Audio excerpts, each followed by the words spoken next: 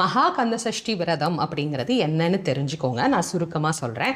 ஐப்பசி மாதத்தினுடைய அமாவாசைக்கு பிறகு பிரதமையிலிருந்து ஆரம்பித்து மகா கந்தசஷ்டியில் நாம் சூரசம்ஹாரத்திற்கு பிறகு வள்ளி தேவசேனா திருமணத்தோடு நிறைவு செய்யக்கூடியது தான் மகா கந்தசஷ்டி. அது 7 நாட்கள் தான் விரதம்.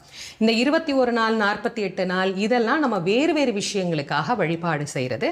அதை நான் பற்றி தனி பதிவுகளை உங்களுக்கு நான் கொடுத்துருக்கிறேன். அதனால் கந்தசஷ்டி விரதம்ங்கிறது 7 நாட்கள் இருக்கக்கூடிய விரதம் தான். அதற்கு உரிய நாளில் உரிய முறையில் உங்களுக்கான தகவல்கள் அனைத்தையும் கண்டிப்பாக நம்முடைய ஆத்மஞான மையம் யூடியூப் சேனலில் நான் பதிவிடுகிறேன். அது வரைக்கும் மற்ற பதிவுகளை தொடர்ந்து பாருங்கள். மகா கந்தசஷ்டி பதிவை தெளிவாகவே நான் உங்களுக்கு கொடுக்குறேன். நன்றி, வணக்கம்.